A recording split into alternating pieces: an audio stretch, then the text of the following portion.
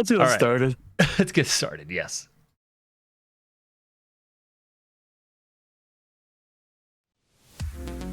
February 17th, 2025 brings us GTA 6 becoming Roblox? I don't know. Hey, it's Super Gamecraft Daily, Super Gamecast Daily. Sorry, your source of video game industry news. We're hanging in there. It's Monday. We are hanging in. It is Monday. Well, the grip on my sanity is gone. I had a full work day and some plumbing problems at the house. I was hearing about that. How is that? Is everything good? Yeah, everything's good. It got fixed all today. Basically, the valve on our shower, our hot water, broke. Oh. And we couldn't turn off the hot water on the shower. That's bad. So called the plumber. They were like, yeah, let's try this. And they swapped out a washer on it. And it's fine. Okay. Ooh, that could be so much worse. Yes. Like my big concern was like the last time we had a plumbing issue where it was just like, yep, we're going to have to dig up the yard and start fucking around with shit. Awesome. And I was like, oh, great. Oh my God. Well, as I was alluded to here, we have a really interesting story. We have a few really interesting stories that I'm very excited for us to get to. So let's go ahead and jump into it. Tell me about them. Yo, so Beam these GTA stories 6 into my mind palace. Here I am in your mind palace telling you GTA is about to monetize your mind palace. Bring your mind palace out here so we can make some money, and you can make some money, maybe. I don't know. Maybe. All right. So they're reportedly planning. They're looking at doing some Roblox Fortnite-esque user-generated stuff. Okay, so from what the story says here, it's very unclear how creators would benefit from bringing their stuff to GTA, but they are going to have a mode to make user-generated content in the GTA 6 sandbox. And they are, and this is, and in 2 years ago, they bought a company that made a bunch of popular GTA 5 and Red Dead 2 mods. So okay, I see. So because that was the thing, was like a lot of GTA was already doing incredibly well, but a decent chunk of like their popularity came from the PC modding and role playing that was happening over recent years. Still ongoing. So that's still always one of the biggest categories on Twitch. Yes, guaranteed. Absolutely wild. But you know what? Like, yeah.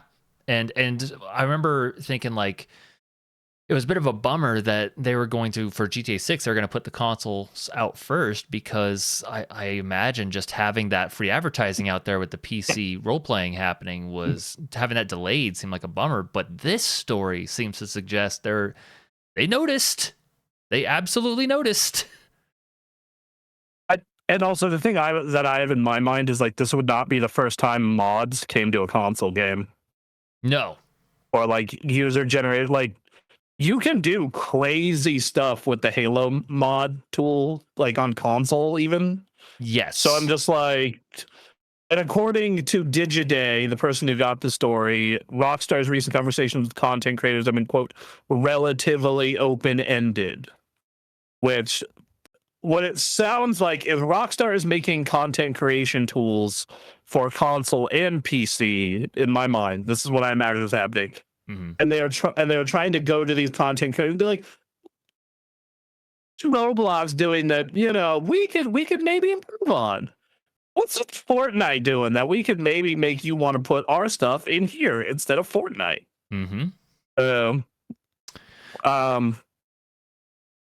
And the thing is, like, this is the thing about GTA 6 being just the ultimate video game is it just kind of has everything. You can have everything in there, which is perfect for this metaverse-esque approach.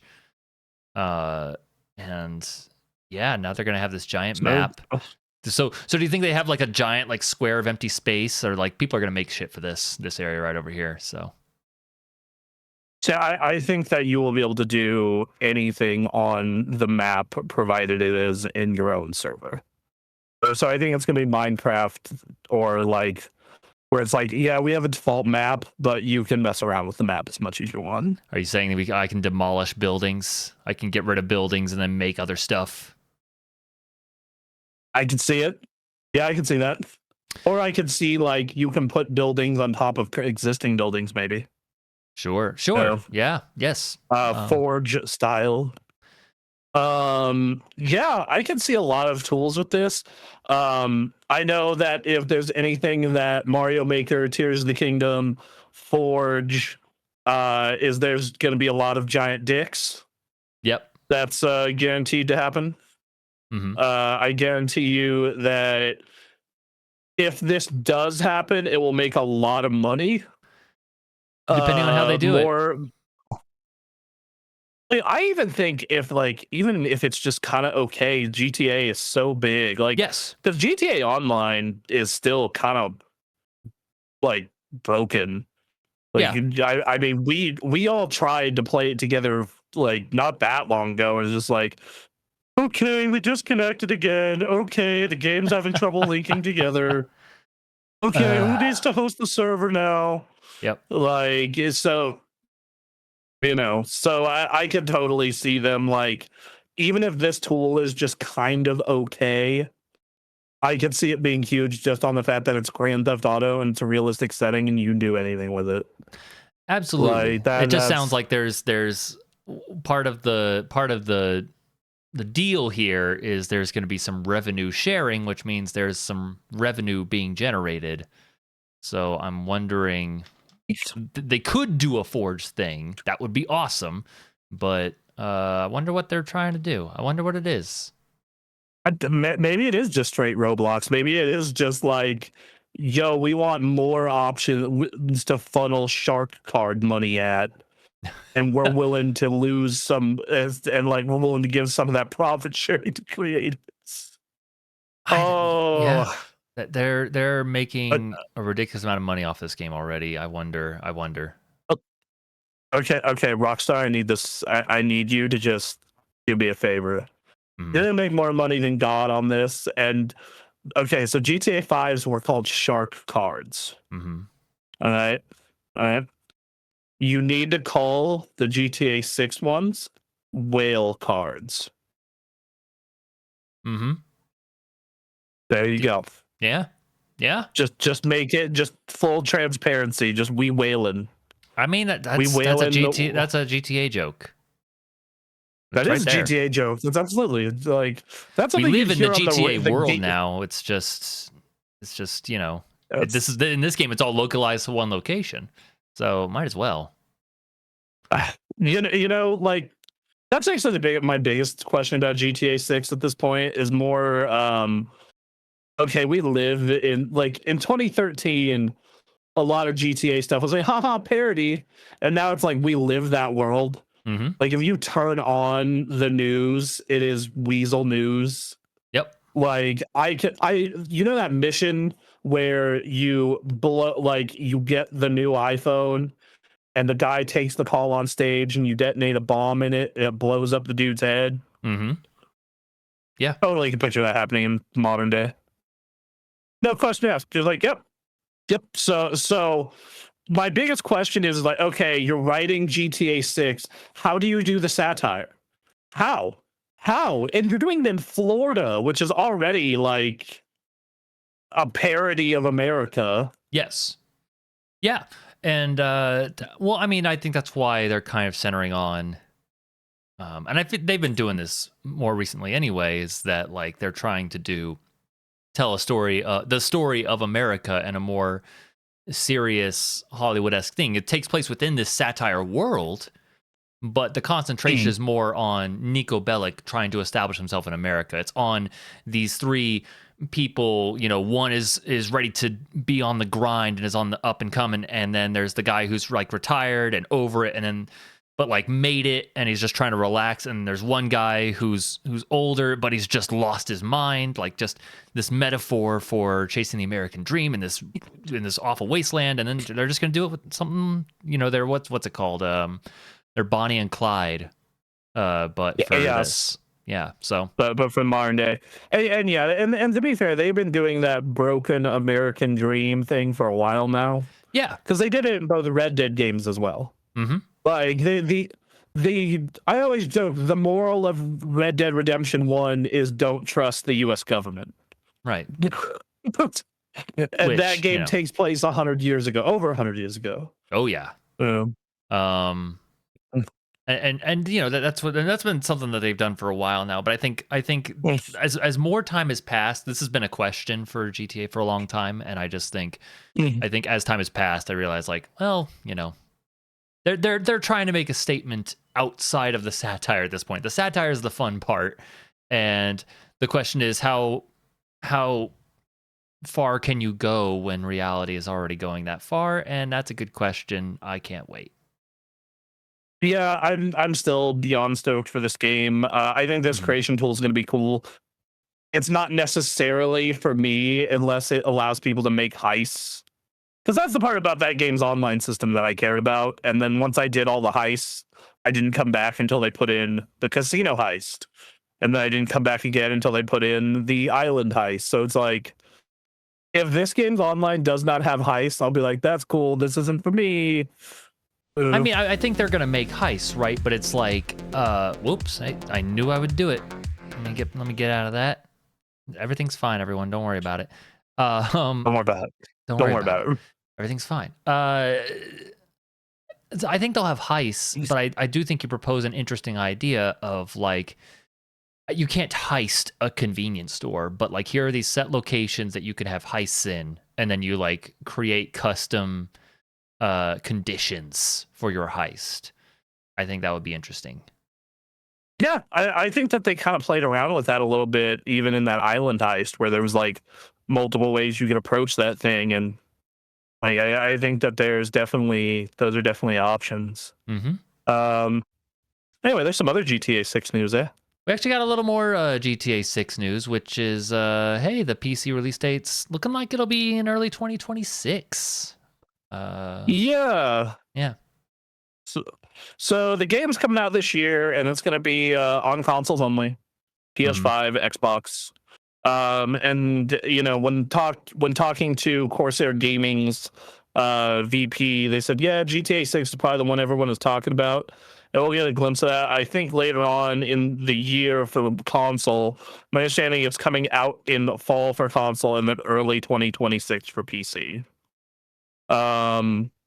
So yeah, that makes sense. Gives them a little more time to optimize it. I hope that I hope that the port to PC is good and isn't broken or poorly optimized. That's kind of my big concern when looking at GTA 6 on the PC, at least early days. Yeah, I think it's gonna be rough. Civ 7 came out and it's broken. Or not broken, but it's like everyone's like, yep, it's another one of those. Just wait, it'll fix itself. And I just don't think GTA is gonna be any different.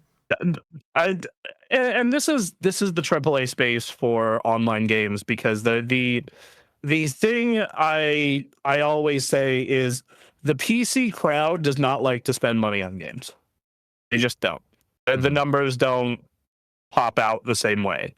And this shows when you go look on the Steam most played video games, it's all most of it is old games and live service games. But the PC crowd does not show out for these AAA experiences very often. So why are we putting a bunch of effort into doing this on time, day one port? That's amazing. And make most of our sales on console. The thing though is what's interesting is we've seen a couple times now, and that's at the bottom of this article. Is what is this quote from? Firax's wait, no, who is this? Take-Two boss. The Take-Two boss said We've seen PC become a much more and more important part of what used to be a console business, and I wouldn't be surprised to see that trend continue. And that coincides with what we've been hearing among other industry analysts, is that the PC business is growing. Now, we're not seeing that. I don't think we're seeing that on our end of things, but maybe that'll become more apparent down the line.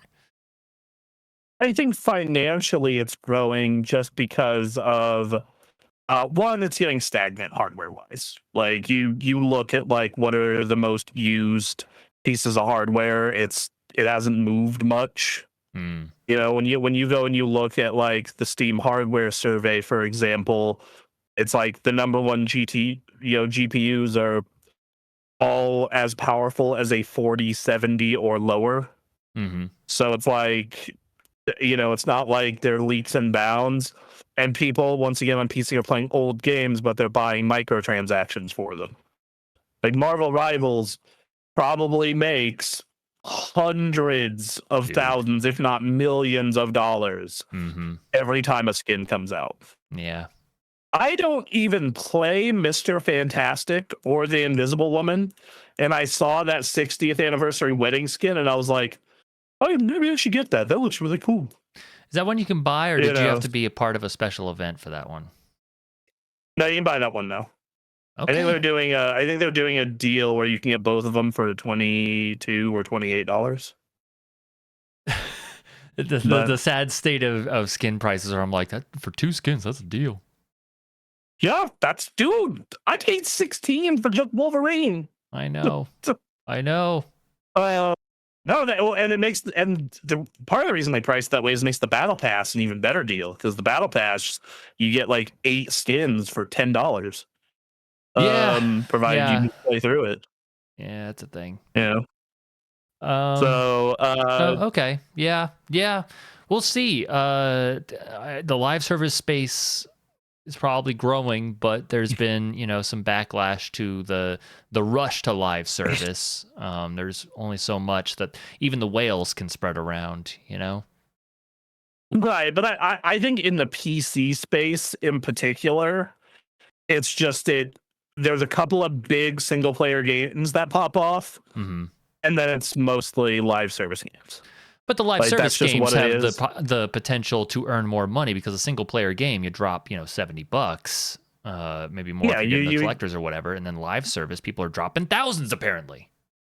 Yeah, yes, absolutely. I always told you those stories of like the people on Lost Ark spending $5,000 a month. Yep. Like that those exist, and like the problem with live service, though, if you're a studio, it's not a safe bet because there's just a graveyard of dead live service. You have to muscle your way in. Like live service has been so established now that it's like, okay, everyone who plays live service is kind of in here, except for like the new kids coming in. You have to you have to muscle your way in somewhere. Like Marvel Rivals muscled their way into Overwatch's space. And part of the reason they were able to do that is because Overwatch had like 4 straight years of fucking up. Yeah, it's the same reason that Final Fantasy 14 went from being, oh, that's the other game, to being a WoW competitor. Is like WoW screwed up super bad for like 3 years straight. Like. So but then, you're trying to develop these games, and they take like 6 years to make. Like trying to predict being able to muscle into that space is hard.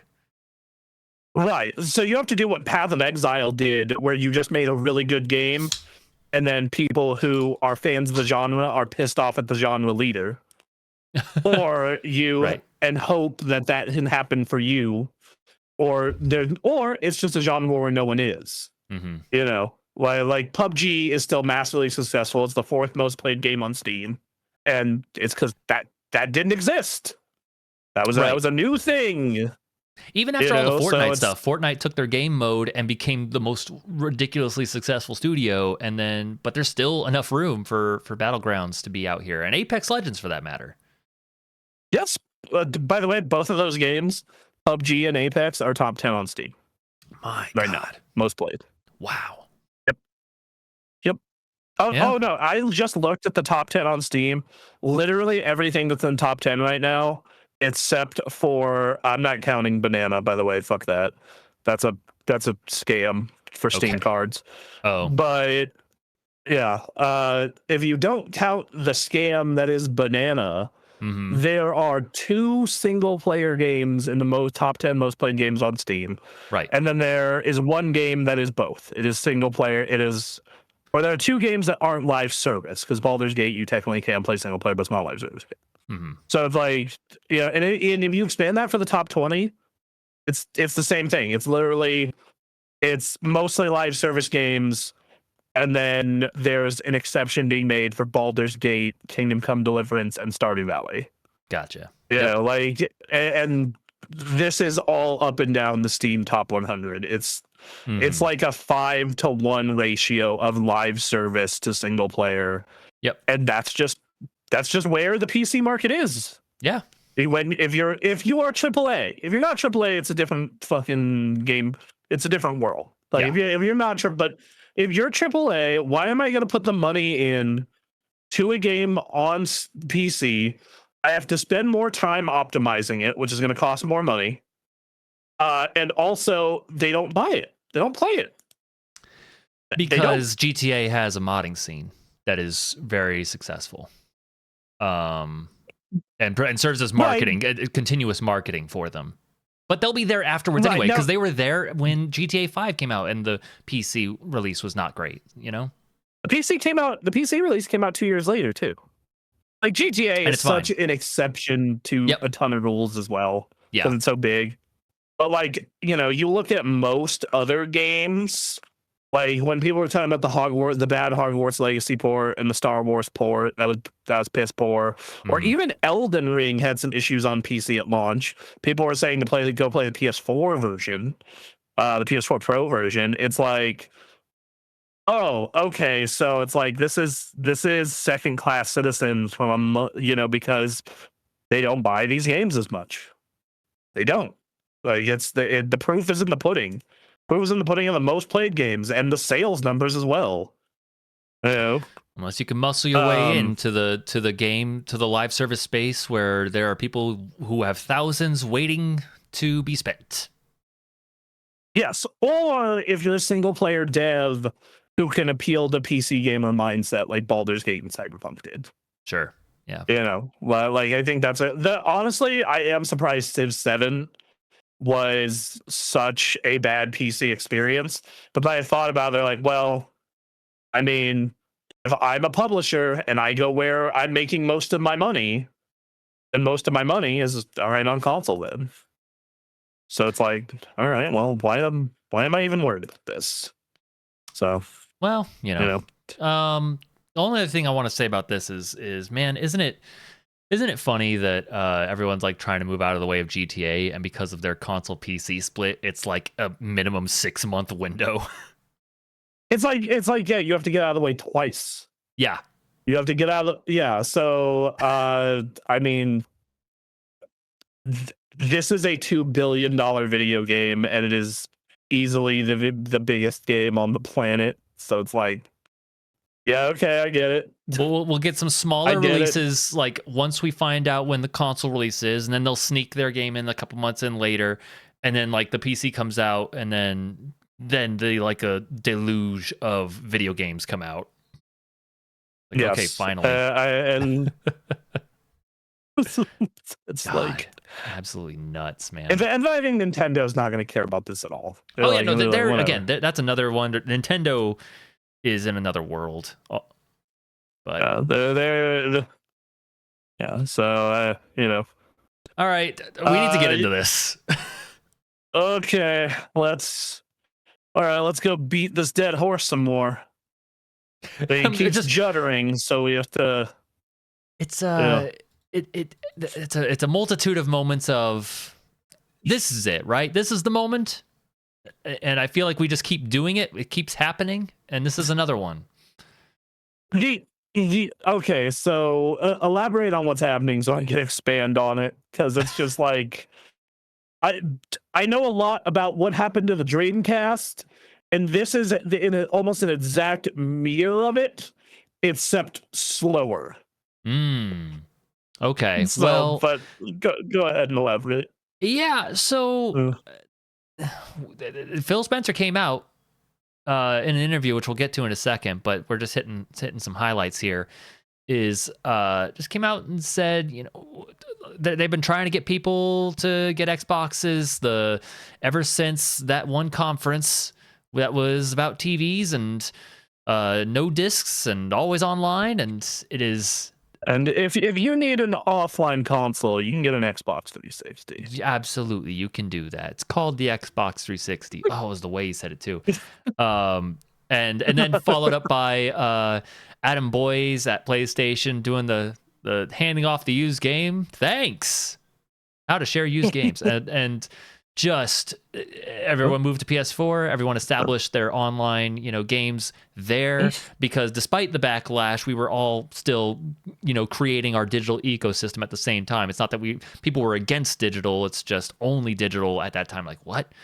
And so, Well, yeah, especially because good internet wasn't established in a lot of places, and you had all digital was. You look back then, it was like digital was kind of like a 50-50 split versus now where 80% of people's game purchases are digital. It's crazy. we're in the middle of live cataloging the stories of people stopping physical sales, whether it be movies or video games. So we're kind of watching that in real time. But yeah, over the last couple years? Has it been only a year? Couple years? The winds have really changed for Xbox. I mean, it's been changing, but Xbox is now recognizing it. It's like, okay, well, what do we do?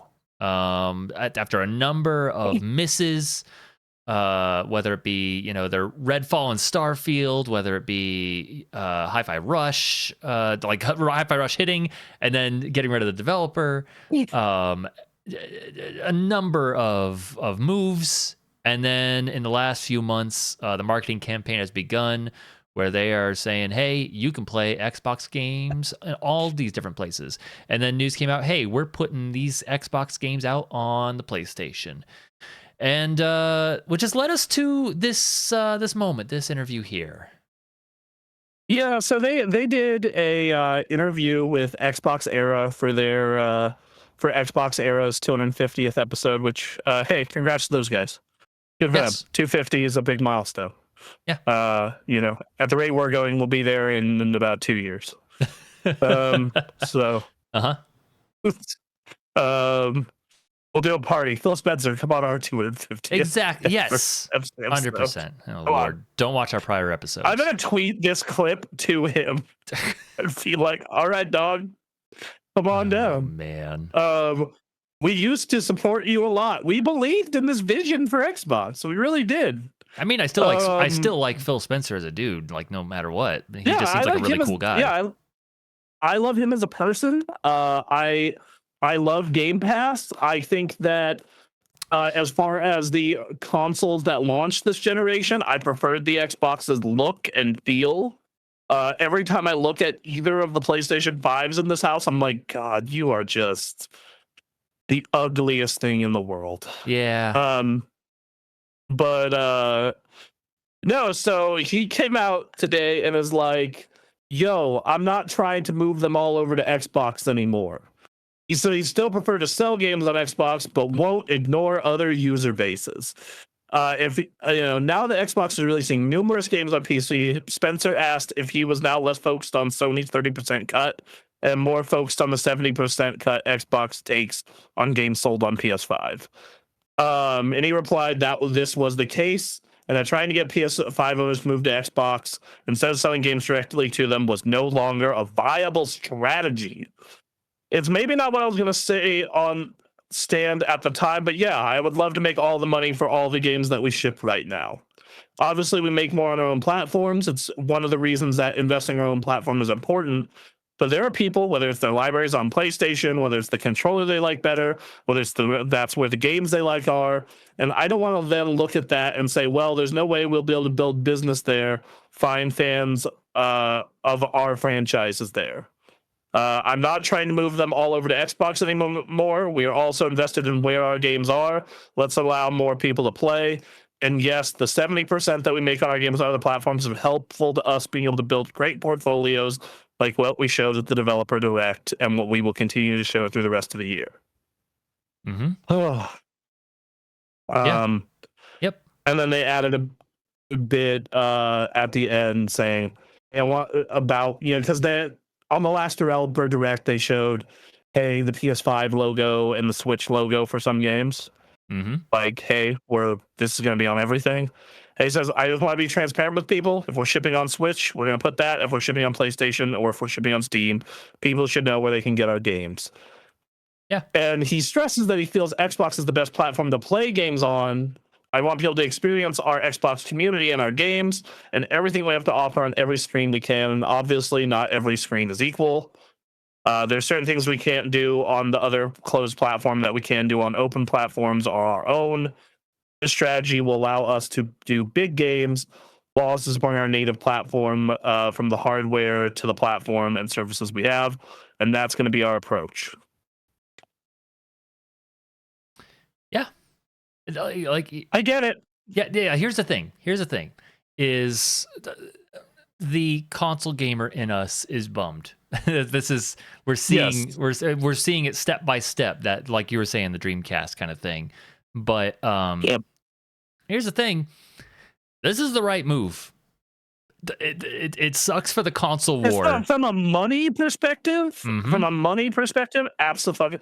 Like, or especially a short-term money perspective, absolutely.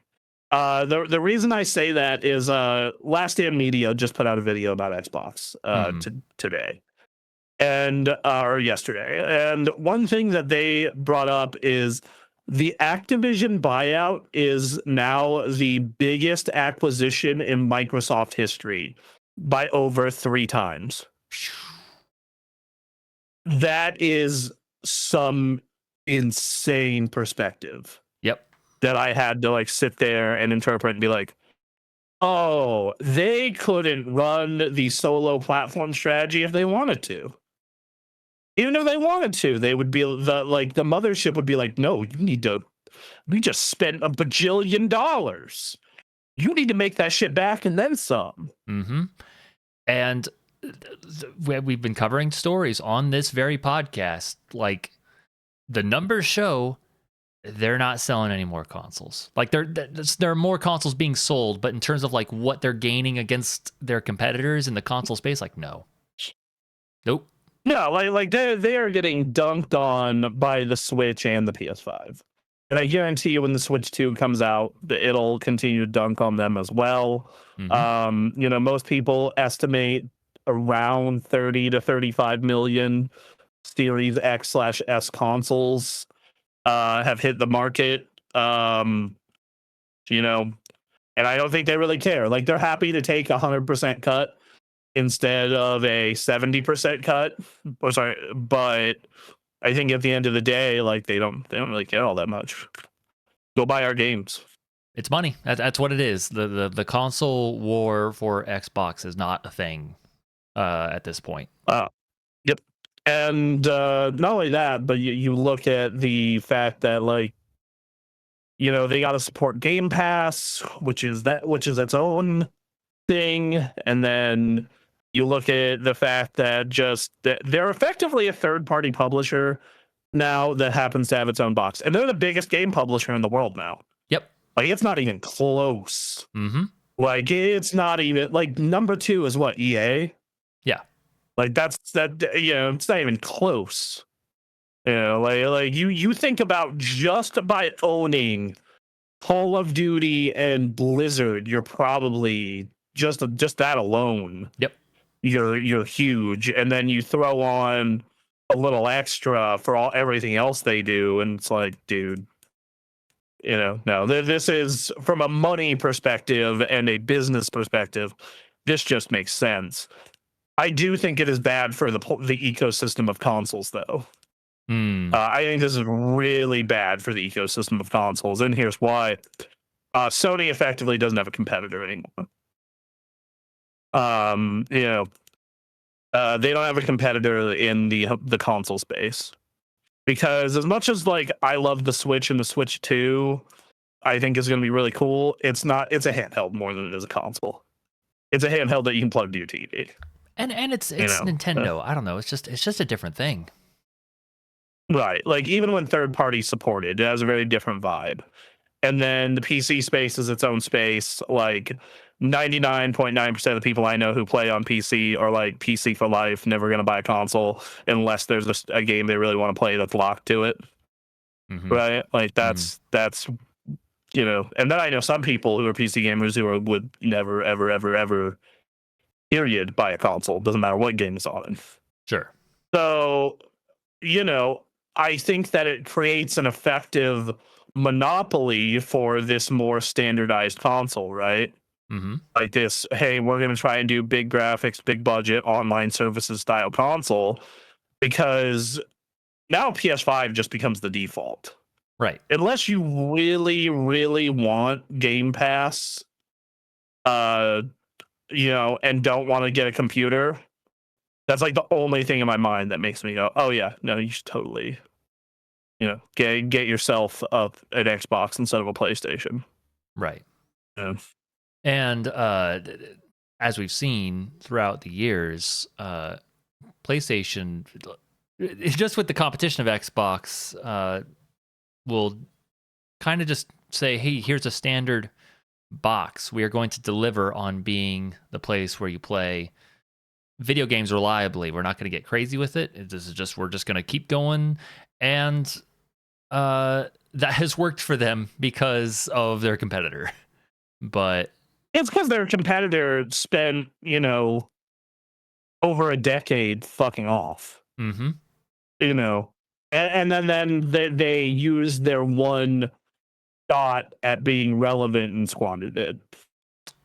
Like let's call it what it is. Like as much as you know, we were supporting the early days of the Xbox Series consoles pretty hard on this channel, Mm-hmm. and on you know, like we were real believers in Game Pass and the day and date on PC, play your games on either and Game Pass, and like we bought all these publishers. Look at all this potential we have, and they couldn't manage their portfolio, and you know now it's too late. Now even if they can manage their portfolio, it's like, yo, dog, we're too late. Nobody cares. Digital libraries established. Most people are moving off PlayStation. Mm-hmm. GG. Have a good day. Yeah. And now they have more money to make going this way. So Yeah, and then on top of that, like they're still going to be making so much money. right. Like just like yeah, it's probably going to take a pretty long while for them to make back the money from the Activision deal, right? Sure. But I mean, it's true. Like it's gonna like they They'll have to make make it. that back.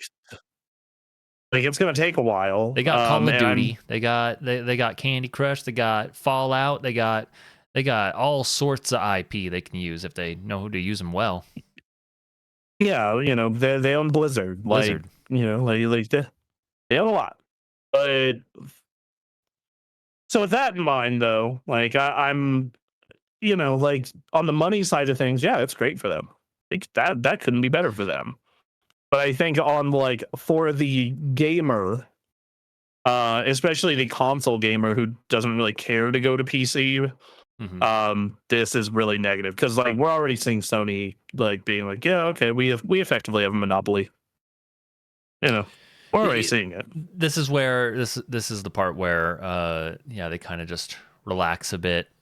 And what are the odds? You know, we get another. Hey, you'll work 2 jobs for our next system. Oh, extremely high. Like unless there is some intervention that happens due to recent failures over there that have gotten some press.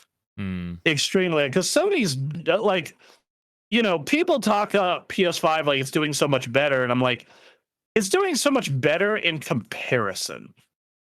Not so much better on the actual business side of things, because like let's be real. They just had a $400 million bomb Mm-hmm. You know, like between buying the studio and developing the game, Concord was a $400 million live service game that lasts 2 days or 11 days. They had a whole bunch of they had a whole bunch of other failures and shit happen around then. Like, They had you know, they live had a service bunch of games other in live service. production that when they realized this was all going bad, they said, all right, we have to just call that a wash because we're losing money the Right, more we and spend on this. right, and then you also have to think that, like, okay, we lost a bunch of money on that, but then we lose time. Mm-hmm. Because shit, okay, we need to funnel these people towards games that will work and make up the lost ground we've had. Like, PS5 has exclusives, and there's some real great ones. Like, I'm not Yes. gonna say it doesn't. Like, Rift Apart, sick as hell. I loved God of War. I loved Gran Turismo. I've had there are some great games on PS5, but not to the extent that PS4 or PS3 had in terms of quantity. And I think that you can look at the PS5 Pro.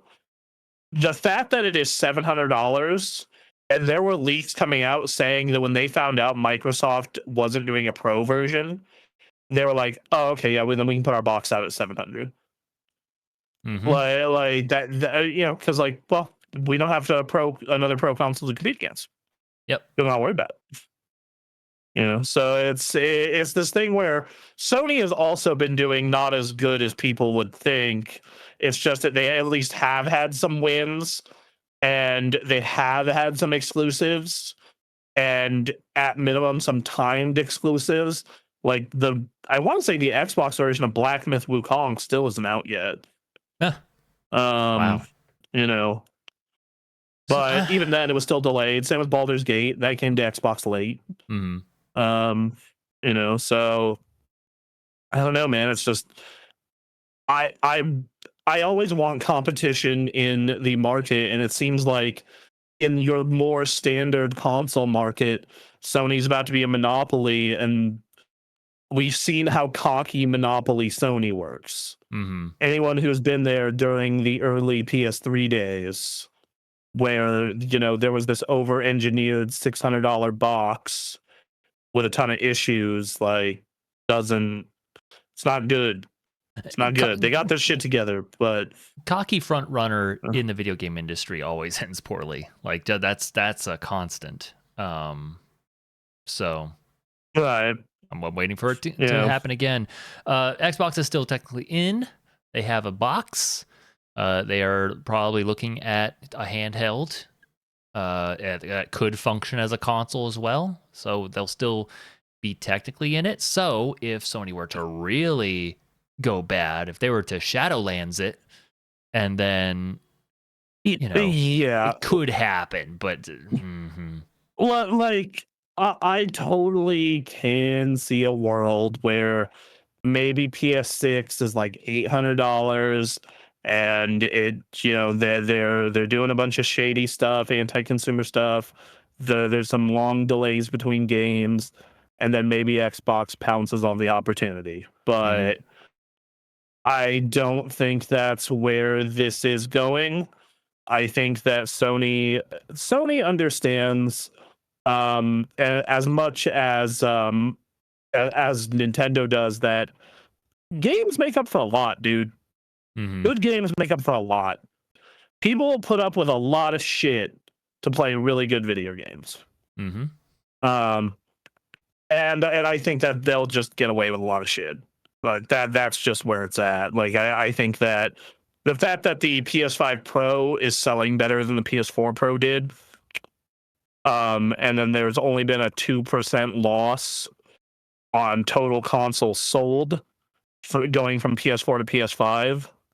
Like, and you're like, well, that's still a loss. I'm like, yeah, that's still a loss, but they're also making a lot more money on services, and you have like the COVID thing to account for, and the fact that unlike PS4, prices haven't gone down, and a lot of people aren't making good money. Mm-hmm. So it's like, it's actually impressive that this thing is keeping pace even with all of that. So Right. Yeah. Yeah, so that's Xbox. There is a full interview over on Xbox Era. You should maybe take a look if you're interested in that console war business. Phil Spencer's a Or cool just the guy, and Xbox business. yeah, Yeah, they yeah, have some interesting stuff to say, right. And but it's always interesting you know, hearing from Phil. Um, so yeah, that's that. Speaking of Sony and PlayStation, yep. Sony might not hold a full PS5 summer showcase this year. Yeah. I heard about this. They could still have fun announcements, bolstering expectations for 2026, and marketing for the rest of the year, says Jeff Grubb. But they're kind of debating because they don't have as much this year. Mm-hmm. And I think that is wildly disappointing if that's the case. Yet another year of maybe getting one Sony game, one or two. This Uh, this goes to the PlayStation's in a strong spot, and Yep. in a strong spot, it's like there's no pressure for us to try and rush a vertical slice of our game we're working on to show for a minute long trailer for a game that's not coming out for a bit. We'll show them stuff when it's ready to be shown, like that last State of Play we watched. We don't need to rush for Summer Games Fest. People are going to come anyway. Yes, but it also tells me, okay, is Ghost of Yotei going to be the only first party game we get out of them this year? Maybe. Oh, but like that's which is kind of a bummer. I this has kind of been the story of PS5 for a while at this point. I feel like it's like I think the second year of it, like the first year of PS5 was pretty okay. Mm-hmm. You got Demon Souls, you got Rift Apart, I think you got Returnal during that, and then some remasters, and then the second year you got Gran Turismo and God of War and Horizon 2. And then it feels like 2023 and 2024 were kind of one game years. Like 2023 got Spider-Man. And I'm specifically talking about output from Sony. I'm not talking about second or third parties. Right. I'm talking about specifically Sony. Like it's just like last year you had Astrobot, and then the other one was supposed to be Concord. It bombed, Mm-hmm. and then you had a remaster of the first Horizon, which, hey, I guess sure, Right. that's a choice. Mm-hmm.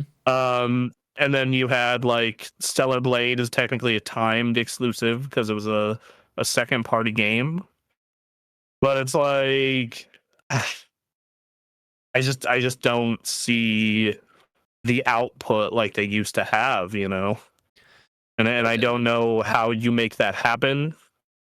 And this is yet another year that feels kind of disappointing if you're used to, you know, PS4 and earlier Sony. Right. And then, we were just talking about it earlier, this podcast, how much of this could also be like Sony's obviously going through some problems, but also how much of this is GTA 6.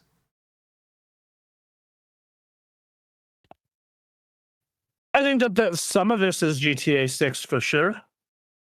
I think some of this is GTA 6 for sure. But I also think some of this is just stuff is taking really long. Yes. And then you have your live service bundles, and then you just have mismanagement, and we don't know what is happening there because the PS4 launched with Killzone and Resogun, and then its first year it had Infamous, and I think they had The Order 1886 was that year. Oh man. Which that wasn't a great game, but it was like a notable That's game. a thing.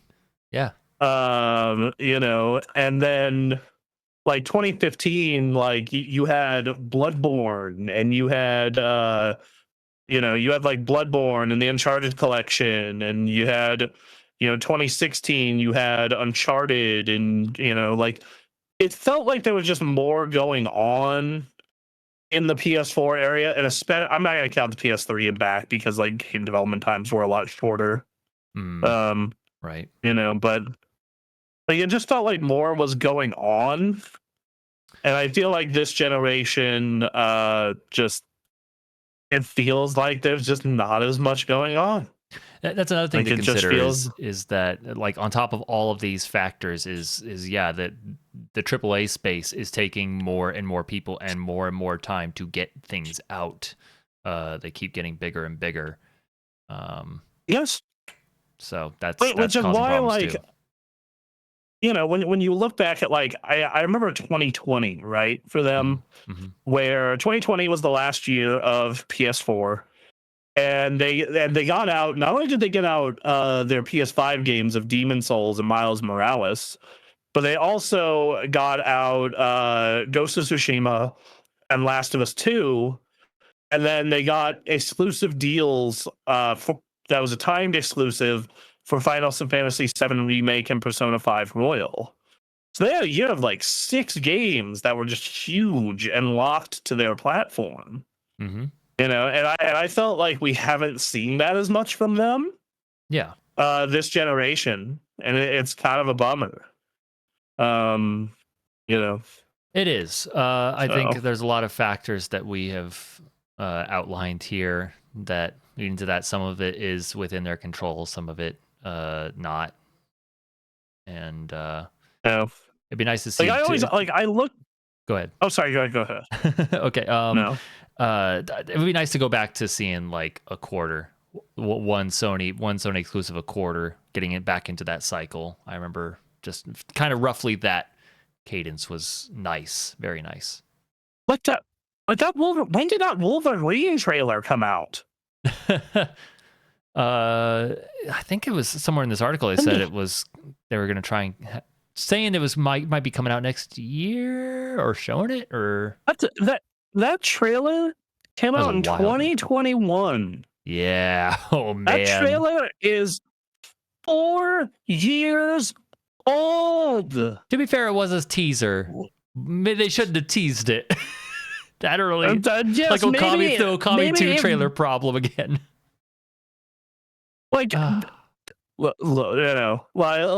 and we have that Insomniac leak, which we don't know how much of that's gonna actually make it out into the wild, but that they're apparently gonna have a Venom Miles Morales sized game that's coming out this year, but Oh man. All you right. know, and then like they were supposed to have some suits that never made it out, and it was just like, God damn it. Yep.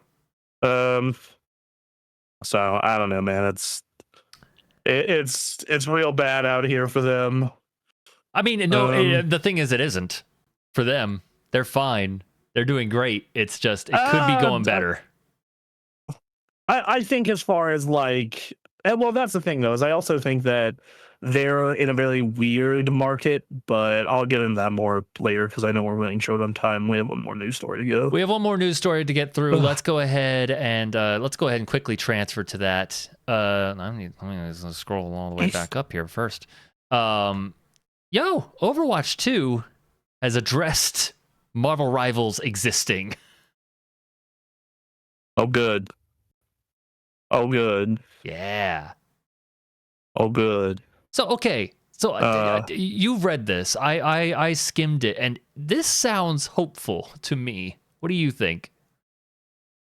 I think it sounds they're way too optimistic for how much stuff you would have to fix and how much bad will uh that game has. Yeah. That game has so like that. Let's put it this way: the term that I heard from Overwatch players was Overwatch 2 was the waiting room for Marvel Rivals. Oh man. That is what I was hearing at the time. This is like the word what you were hearing is this is a really cool Marvel Rivals waiting room. Um and I think that there's just so much bad will in the community as a whole in terms of being condescended to, saying, hey, we know better in terms of design. I think the canceled single player content and story content was a big deal. Mm-hmm. And I think the changes they're adding are not enough. So yeah, I think that I think that whatever they're doing, I know they said, hey, they're bringing back 6v6 mode. They're adding this new like points system for like kind of a build in each match. Mm-hmm. And we're trying to be less rigid, but dude, I just don't like, then the loot box thing, like that's cool, I guess. Yeah, Yeah, that was I an don't, interesting story. It sounds like they're I trying don't, to take it as a challenge to push themselves to improve. So in terms of words that they're saying, it sounds hopeful. But I don't think anyone's in the mood to switch back anytime soon. yeah, like I don't like. I'm sorry, guys, you dropped the ball. Mm-hmm. Like you thought you were invincible, and people are done. They were done. They have Marvel Rivals now. Unless Marvel Rivals does something to drop the ball in a big way, which it might. It's not guaranteed. Yep. But like you can just buy skins. You don't have loot boxes. The battle passes don't expire. It's getting a new character every quarter, mathematically at least. They want to let you play what you want to play. And then having the Marvel IP is huge. Huge. Like Overwatch is huge. People know who Tracer and Winston and all these people are. Not nearly to the extent Mm-hmm. of Marvel. Yep. Like, if you were to show young me, like I'm suddenly 11 again, 12 again, 14 again, Overwatch, and then show me Marvel Rivals, I'd be like, you can play as Wolverine and Spider-Man. What the fuck? I'm gonna play that. You know? And But, that's the thing is that like like, you could say there are kids that grew up with Overwatch, but that Overwatch came up at the same time the MCU was blowing up. yeah, and the MCU is probably bigger than Overwatch ever was. Yeah. So it's like, nah, man. I think that, And now they've taken the this is no Marvel longer characters and have made them just as sexy as Overwatch characters. That's all I'm saying. in some cases more so. We all saw that Malice Invisible Woman skin. What the fuck? You Yeah. know? Crazy. We all saw that. They know what they were doing. They That's the first skin. That's your first Sue Storm skin. They knew what was up. They looked at Overwatch's playbook in more ways than one. So yes. Yeah, they knew the Goon. If they built it, they knew the Gooners would come. Mm-hmm. And it helps that it's a really good in game. More ways than one. Yep. More ways than one. But yep. So we'll see. That's gonna totally be the name of this episode. I want you to know that. Okay, that's fine. That's what it is. It's true. All right. That's enough of this show. I'm shutting this down. This train wreck. Thank you all for watching Super Gamecast. What's up? What? I was gonna say, remember everybody, if you build it, the Gooners will come. Yeah, just say it again. Just keep repeating it. It makes it stronger. Yep, absolutely. Yes, exactly. Hey, if you want more video game and video game industry news, be sure to follow Super Gamecraft Daily on YouTube, Twitch, Spotify, Apple Podcasts, all our social medias, which have been flashing on our screen here. If you're listening on the audio, we're on Blue Sky, we're on TikTok, we're on Instagram, we're on Facebook, we're on a couple others. You can find them. We are inevitable.